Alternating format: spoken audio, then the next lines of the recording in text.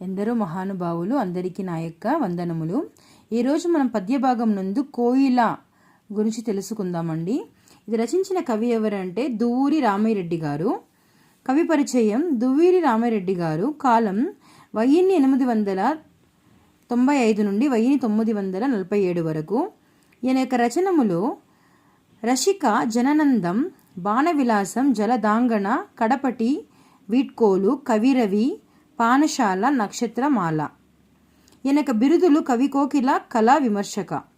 ఈయనక ప్రస్తుత గ్రంథం ఏంటంటే ప్రస్తుత పాఠ్యభాగం నందల్ నక్షత్రమాల నుండి గ్రహించబడింది. ఇక్కడ ఇందులో పక్షుల పాలన మాత్రం గురించి తెలుసుకుందామండి. పక్షుల గురించి కొద్దిగా.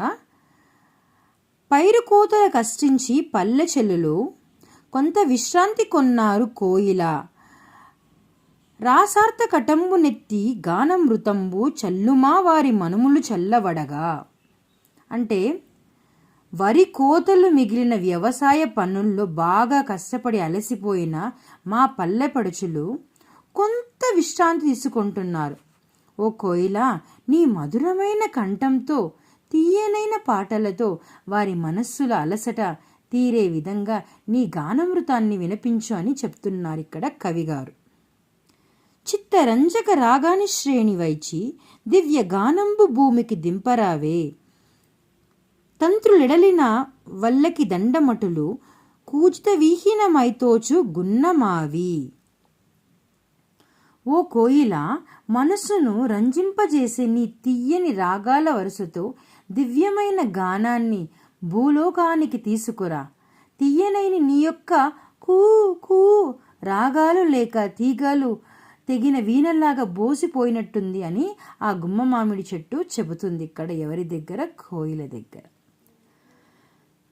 నీవు లేకున్నా గగనవని నికుంజ తలములను పాటుపడిన విధానతోచు నేడ కేగితే కోయిల ఎమ్మలాడి, పాడరావమ్మ యొకమారు ప్రణయగీతి.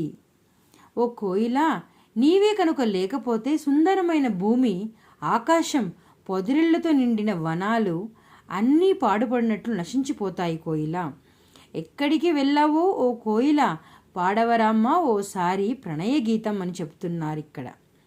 చూడండి, కోయిల కోసం ఎందరు ఇక్కడ వెయిట్ చేస్తున్నారు కదా, తన యొక్క మృదువమైన పాట వినడాని కోసం. చూడండి, మీ ముందు ఒక బ్యూటిఫుల్ కోయిల వచ్చింది. ఇక్కడ బాగుంది కదండి. తేనెలూరెడి నీ పలుకు తీయదనము కోరి విరహులా పోలిక కుందువారు కవి వతంసులు వాసంత కాలలాంచ నంబవాయి రావే కోయిల సంబరముగా.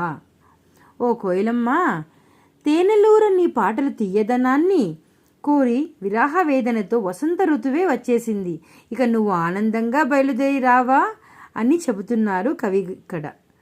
ధన్యవాదాలండి. మీరు తప్పకుండా ఇది చదవాలని కోరుకుంటున్నాను.